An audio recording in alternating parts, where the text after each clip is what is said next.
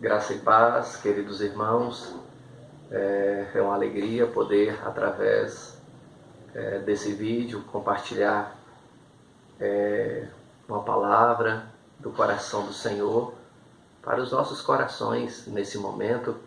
E para esse instante eu gostaria de meditar no livro do profeta Isaías, capítulo 6, a partir do versículo 1, que fala sobre o chamado do profeta.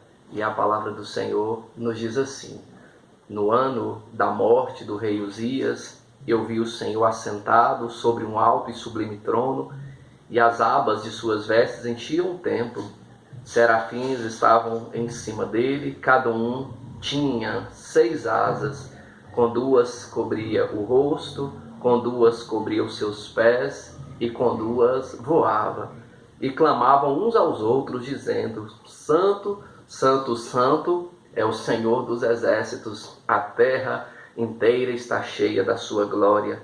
As bases do liminar se moveram à voz do que clamava, e a casa se encheu de fumaça. Então disse eu: ai de mim, estou perdido, porque sou um homem de lábios impuros, e habito no meio de um povo de impuros lábios. Então um dos serafins voou até mim, trazendo na mão uma brasa viva que tirava do altar. Com a brasa tocou a minha boca e disse: eis que os teus lábios foi tocado, a tua iniquidade foi tirada e perdoado o teu pecado. Depois disso ouvi a voz que dizia: a quem enviarei e a quem há de ir por nós?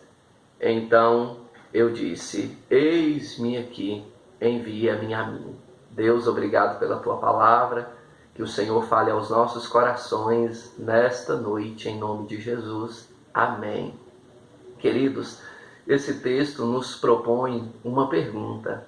E a pergunta é possível continuar adorando a Deus mesmo em tempos difíceis? É possível continuar celebrando ao Senhor mesmo quando tudo não vai bem?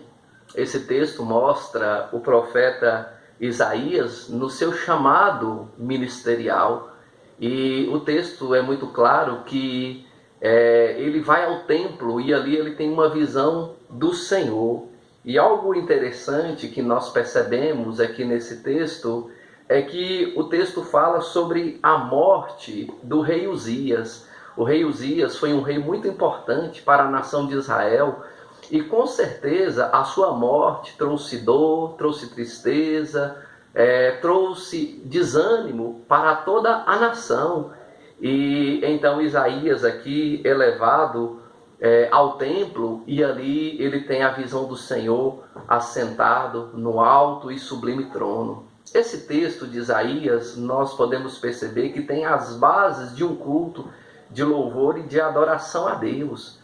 Nos mostra quem Deus é, nos mostra quem nós somos e nos mostra a nossa atitude diante de Deus. Então, quais as características dos verdadeiros adoradores que adoram a Deus mesmo em tempos de dificuldades? Uma primeira característica que nós encontramos nesse texto é que o verdadeiro adorador tem a visão da santidade de Deus. O versículo 2 e 3, a palavra do Senhor nos diz em que no dia em que o rei Uzias havia morrido, Isaías viu o Senhor assentado no alto e sublime trono. E o versículo 2 fala que serafins estavam por cima dele, cada um tinha 6 asas, com 2 cobria o rosto, com 2 cobria os pés e com 2 voava. E clamavam uns para com os outros, dizendo: Santo, Santo, Santo é o Senhor dos exércitos, a terra inteira está cheia da sua glória. Então os anjos que estavam ali ao redor do trono, porque no centro do trono estava o Senhor, cantava e clamava, dizendo: Santo, Santo, Santo é o Senhor dos exércitos. Então, uma das maneiras que nós usamos para adorar ao Senhor é declarar a sua santidade. Então, o verdadeiro adorador precisa reconhecer que Deus é santo e que nele não há pecado algum. Mas ainda esse texto nos propõe uma segunda verdade, é que os verdadeiros adoradores, eles não apenas têm a visão da santidade de Deus, mas também têm a visão da glória de Deus. Deus é glorificado, Deus é exaltado, Deus ele está no trono. Nada que nós possamos passar ou enfrentar vai tirar o Senhor do trono. Ele continua governando todas as coisas. E o versículo 3 diz assim: e clamavam uns aos outros. Quem clamava? Os serafins, dizendo: Santo, Santo, Santo é o Senhor dos exércitos, e toda a terra está cheia da sua glória. O termo glória de Deus descreve a magnitude do poder, da soberania do Senhor. Então Deus é poderoso, Deus é magnífico, Deus é glorioso, Deus é tremendo. E é por isso que nós devemos declarar a cada dia que Deus é glorificado, não é? Tem tantas canções bonitas que nós entoamos ao Senhor dizendo que Deus é glorificado, glórias ao Senhor nas alturas, glorificado seja o Senhor. Então que Deus seja glorificado em nossas vidas. O verdadeiro adorador reconhece que todo poder, toda glória pertence ao Senhor. Mas também podemos aprender que o verdadeiro adorador tem a visão do seu pecado.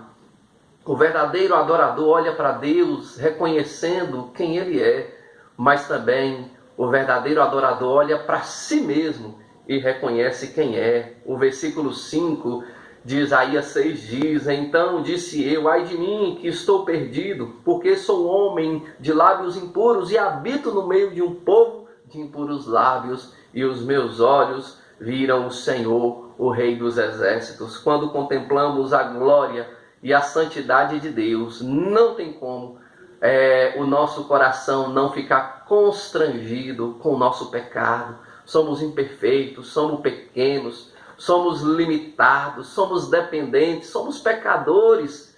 E nós precisamos do Senhor em nossas vidas, precisamos do Senhor agindo em nosso favor. Nossa vida e a nossa nudez espiritual fica patente diante da glória e da santidade de Deus. E é nesse momento que nós precisamos ser confrontados para reconhecer que nós precisamos do cuidado, do amor e do perdão do Senhor sobre as nossas vidas, meus irmãos. O Senhor está pronto para perdoar, mas a questão é, estamos dispostos a, primeiro, reconhecer os nossos pecados, segundo, pedir perdão e, terceiro, tomar posse do perdão de Deus? O verdadeiro adorador faz isso, mesmo em tempos difíceis. Mais ainda, podemos aprender nesse texto que o verdadeiro adorador tem a visão da purificação de Deus. Ou seja, o verdadeiro adorador ele não fica só reclamando do seu pecado. Não, ele confronta o seu pecado diante de Deus e clama pela sua purificação. Versículos 6 e 7 de Isaías 6 diz assim: então um dos serafins voou para mim, trazendo na mão uma brasa viva que tirara do altar com uma tenaz. Com a brasa tocou a minha boca e disse: eis que ela tocou os meus lábios, a tua iniquidade foi tirada e perdoado o teu pecado. E um desses serafins que voava sobre o altar, sobre o trono, toca em Isaías. E Isaías é purificado, é transformado.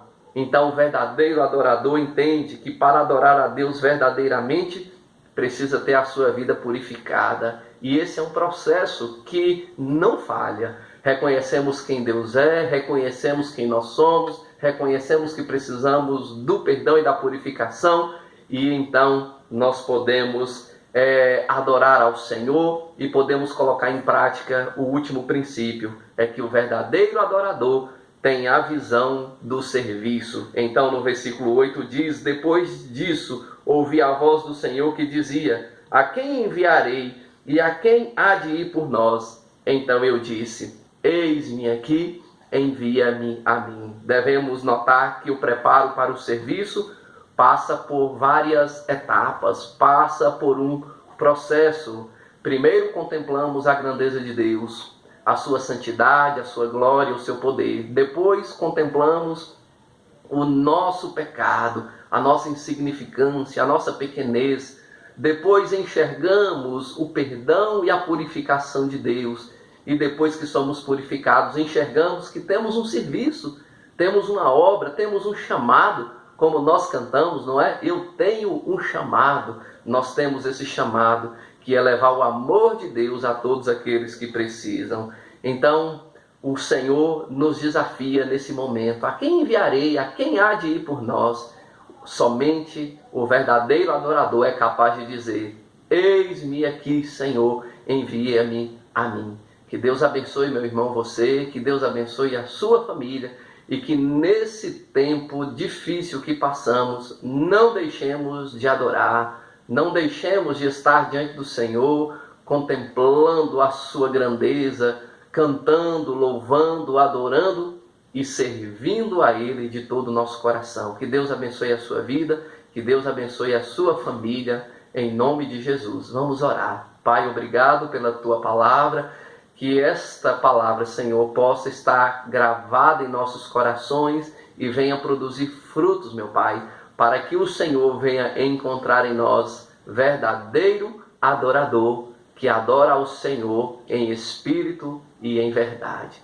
Ó Deus, abençoe a nossa igreja, abençoe todos aqueles que têm e estão escutando esta mensagem nesse momento. É em nome de Cristo Jesus que nós oramos. Amém e amém.